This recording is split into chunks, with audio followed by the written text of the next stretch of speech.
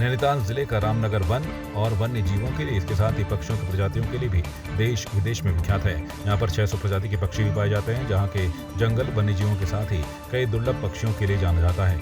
इस कारण से कई दुर्लभ पक्षी यहाँ पर पाए जाते हैं। वहीं रामनगर वन प्रभाग के अंतर्गत पड़ने वाले गर्जिया मंदिर क्षेत्र में कोसी नदी में आई बिसबिल के दिखने से वन विभाग के साथ ही पक्षी प्रेमियों में भी खुशी की लहर है। वहीं इस विषय में पक्षी प्रेमी संजय छिमवाल कहते हैं कि यह हिमालय का अनोखा निवासी पक्षी है। आई बिसबिल एक बेहद खूबसूरत और दुर्लभ पक्षी है जो मुख्य रूप से हिमालय क्षेत्र में पाया जाता है। इसकी लंबी लाल नीचे की ओर मुड़ी हुई चोंच इसकी सबसे खास पहचान है। देखिए, ये जो रामनगर कोसी बैराज का क्षेत्र है, ये आकर्षण का केंद्र हो जाता है इस समय, क्योंकि जो सर्दियों में जो प्रवास पर आने वाले पक्षी हैं और खासतौर से सुरखाब जो है यहाँ पर काफ़ी संख्या में देखी जाती है।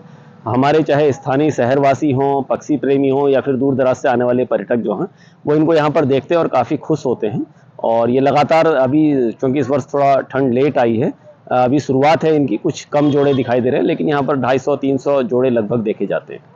आइबिस बिल पक्षी, परसों ही हमारा फॉरेस्ट गार्ड ने एक वीडियो बना के भेजा था कि ये आइबिस बिल पक्षी हमारे गर्जिया मंदिर के पास मिला था। आइबिस बिल ऐसे एक इम्पॉर्टेंट बर्ड है, अगर देखा जाए बर्ड इसमें, क्योंकि देश विदेश से आइबिस बिल को देखने के लिए पर्यटक आते हैं और ये खासकर हमारे कॉर्बेट टाइगर रिजर्व के अंदर मिलते थे पहले, बट फिर भी एक यहाँ पे अभी गर्जिया लैंडस्केप में भी मिल रहा है। ऐसे नहीं कि ये पहली बार मिल रहा है, बट ये बहुत ही इंपॉर्टेंट एक संकेत है कि आइबिस बिल हमारे रामनगर डिवीजन में भी दिख रहा है आजकल। बागेश्वर जनपद के धमसेना गांव निवासी लाइनमैन धन सिंह गरुड़ ब्लॉक के आयरा तोली गांव में बिजली व्यवस्था दुरुस्त करने के बाद वे वापस अन्य लोगों के साथ कार में अपने घर जा रहे थे, तभी अचानक कार असंतुलित होकर खाई में गिर गई और लाइनमैन को गंभीर चोटें आई हैं। उन्हें ग्रामीणों की मदद से स्वजन तुरंत CHC बैजनाथ ले गए, जहां प्राथमिक उपचार के बाद चिकित्सकों ने उन्हें जिला अस्पताल रेफर कर दिया। जिला अस्पताल में इलाज के दौरान उन्होंने दम तोड़ दिया। इस घटना से उनके घर में कोहराम मच गया है। मृतक व्यक्ति एकमात्र कमाऊ सदस्य थे। अब उनके जाने से उनके घर पर आर्थिक संकट छा गया है। मेरा भाई बिजली विभाग में काम करता है, जो कल बिजली जाने की वजह से गाँव वालों ने उसको जबरदस्ती बुला के, उसने फ्यूज जाने के बाद वो वापस गया घर से जब थोड़ी दूरी पे था तो वहाँ से गाड़ी में 3 आदमी थे, एक बच्चा और एक ड्राइवर, एक वो जो जिसके यहाँ लाइट की प्रॉब्लम थी वही छोड़ने आए थे। वो गाड़ी रोड से नीचे गिरने के बाद, दुर्घटनाग्रस्त होने के बाद उनको हम अचानक बैजनाथ लाए। बैजनाथ से रेफ़र करके उन्होंने सीधे हमको बागेश्वर भेजा। बागेश्वर भेजने के बाद ये मैंने इनकी जेई से भी बात की और इनके जो ठेकेदार साहब हैं उनसे भी बात की। उनसे कहा कि ऐसी बात है, उसकी 6 पसलियाँ एक साइड की टूटी हैं, 5 एक साइड की टूटी हैं। उसके बाद उनने मेरे को बदतमीजी की और गाली दी। उन्होंने कहा जो कुछ करना कर लो तुम। ये मेरे से सीधे खुलेआम चैलेंज किया उन्होंने। मैंने कहा कोई बात नहीं सर, हम तो गरीब आदमी हैं, नहीं तो हम आगे ले जाए तो कैसे ले जाए। युवा कल्याण विभाग ने गंगोलीहाट के दशईथल खेल मैदान में 4 दिवसीय ब्लॉक स्तरीय खेल महाकुंभ शुरू हो गया है। खेल महाकुंभ का उद्घाटन स्थानीय विधायक फकीर राम टमटा ने किया और कहा कि प्रदेश सरकार ने न्याय पंचायत स्तर से लेकर राष्ट्रीय स्तर खेलों का आयोजन किया जा रहा है। अगले वर्ष राष्ट्रीय खेलों का आयोजन भी किया जाएगा। खिलाड़ियों को लगातार बेहतरीन सुविधा दी जा रही है। पहले दिन अंडर 14 वर्ग की बालक और बालिका वर्ग की एथलीट, कबड्डी, खो खो, वॉलीबॉल प्रतियोगिता का आयोजन किया गया। विजेता प्रतिभागियों को पुरस्कार और प्रमाण पत्र देकर सम्मानित किया गया। ये सबसे पहले मैं अपने प्रदेश के यशस्वी मुख्यमंत्री जी श्री पुष्कर सिंह धामी जी को बधाई दूंगा कि उन्होंने इस किस्म का जो भावनाएं, जो बच्चों की भावना उभर के आएंगी, जो प्रतिभाएं उभर के आएंगी, ऐसे ये ब्लॉक स्तरीय, जिला स्तरीय, प्रदेश स्तरीय जो खेल महाकुंभ जो चला है, तो इसमें हमारे बच्चों की प्रतिभा निकल के आ रही है। उनको जो फर्स्ट सेकंड थर्ड आएंगे उनको इनाम भी दिया जा रहा है। उनके खातों में DBT से पैसा भी आएगा और उनकी आगे की ट्रेनिंग के लिए भी हमारी गवर्नमेंट जो है उनकी फ्री शिक्षा देगी। तो इस टाइप का कार्यक्रम हमारा चला है। अगले साल हमारे यहाँ फिर राष्ट्रीय खेल होने हैं, उसकी तैयारी में भी हम लोग हैं।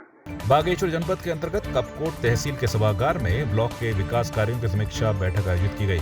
विधानसभा कपकोट में विकास कार्यों और केंद्र व राज्य सरकार के संचालित योजनाओं एवं कार्यक्रमों की विभागवार समीक्षा की गई। विधायक ने आपदा से क्षतिग्रस्त सड़क, पुल, पेयजल और विद्युत लाइनों, आवासीय भवनों, स्कूलों के साथ ही सिंचाई, नहरों व अन्य विकास कार्यों की प्रगति के बारे में अधिकारियों से जानकारी प्राप्त की। विधायक ने आपदा से क्षतिग्रस्त परिसंपत्तियों के पुनः निर्माण कार्यों के साथ ही अन्य निर्माणाधीन विकास कार्यों को युद्ध स्तर पर पूर्ण करने के निर्देश दिए। निर्देश देते हुए कपकोट विधानसभा अंतर्गत स्वीकृत 25 सड़कों का वना भूमि का स्पेशल केस बनाकर जल्द ऑनलाइन करने को कहा गया, ताकि समय पर इन सड़कों का निर्माण कार्य शुरू हो सके। आज ये बैठक रखी गई थी, इसमें विकास कार्यों की समीक्षा यहाँ पे की गई थी। माननीय विधायक जी की अध्यक्षता में ये बैठक यहाँ पे हुई है।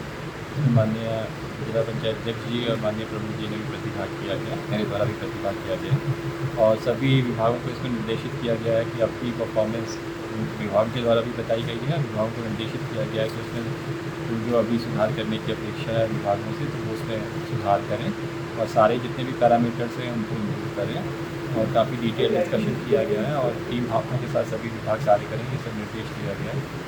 और टूरिज़्म के क्षेत्र में यहाँ पर विशेष कार्य किया जा सकता है, साथ ही साथ एग्रीकल्चर, हॉर्टिकल्चर में भी फिशरीज़ के क्षेत्र में काफ़ी संभावना है। उन सब क्षेत्रों को जो भी हमारे एम्प्लॉयमेंट जनरेशन वाले एरियाज हो सकते हैं उनको भी फोकस करते हुए विस्तृत डिस्कशन किया गया है और सभी विभागों को निर्देशित किया गया है और आशा है कि सभी विभाग जो है टीम के रूप में काम करेंगे और हम निश्चित रूप से अच्छी प्रोग्रेस में प्राप्त करेंगे। तो सब लोगों ने बहुत गहन मंथन के बाद चिंतन भी किया है और जो काम हमारे बहुत लंबे समय से जो विभाग ठीक से परफॉर्मेंस नहीं कर पा रहे थे किन्हीं कारणों से, तो उन विभागों की समीक्षा भी की गई है और उनको ग्रोथ देने के लिए दूसरे विभागों का भी सहयोग लेने की बात कही है।